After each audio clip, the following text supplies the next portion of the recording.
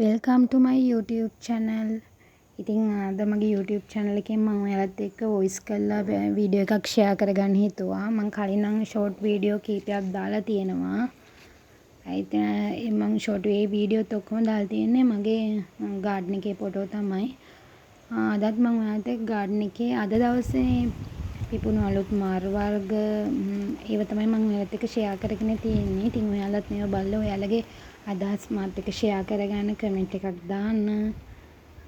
මේ විදිහට ඉතින් මමත් ලස්සනට මිදුල හදාගෙන යන ගමන් තියෙන්නේ. හදාගෙන යන ගමන් එකතු කරගත්ත මල් වර්ග තමයි තියෙන්නේ. ඉතින් මල් වර්ග වල ගොඩක්ම මේව ඉඳගෙන තියෙන්නේ පොට්ස් වල. මොකද මිදුල හදද්දි මේවා ඉතින් මට නැති වෙන්න පුළුවන් කියලා බයට මමත් මල් වලට ගොඩාක් ආස කෙනෙක්. පුළුවන් වෙලාවට නර්සරි එකට ගිහිල්ලා මල් ගන්නවා. ඒත් එක්කම මල් තියෙන තැන් වලින් ඉල්ලගෙන ඇවිල්ලා හදනවා.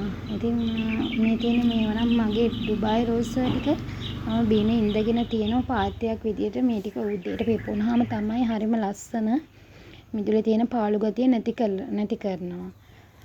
මේ විදිහට ඉතින් එක එක ලස්සන මල් වර්ග තියෙනවා. මගේ මිදුලේ ගොඩාක් තියන්න බෑ. අවුව සැර නිසා මම වැරන්ඩ එකේ තමයි මෙයාලව තියන් ඉන්නේ.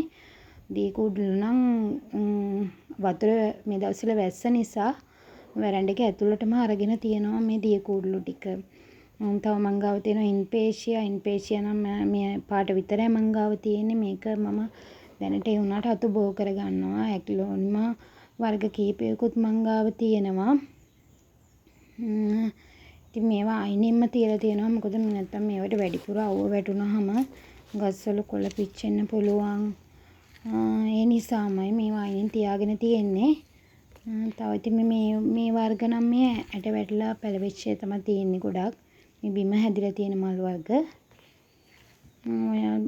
තව මං ගාව තියෙනවා ග්‍රවුන්ඩ් ඕකිඩ් පාට මේ පාට විතරයි මං ගාව තියෙන්නේ. මෙයාලගේ නම් මට මතක නැහැ. ඉතින් මම ලස්සනට ඉඳගෙන තියෙනවා.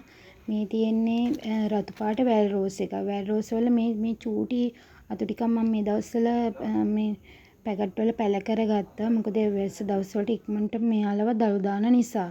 දළු දාපොත් කීපයකුත් තියෙනවා.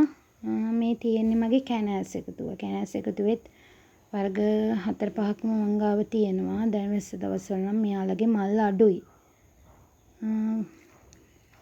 ඉතින් ඔයාලා මට කමෙන්ට් එකක් දාගෙන යන්න. ඉතින් මගේ මිදුල මම එකතු කරගත්තු මල් වර්ග ලස්සනයිද කියලා.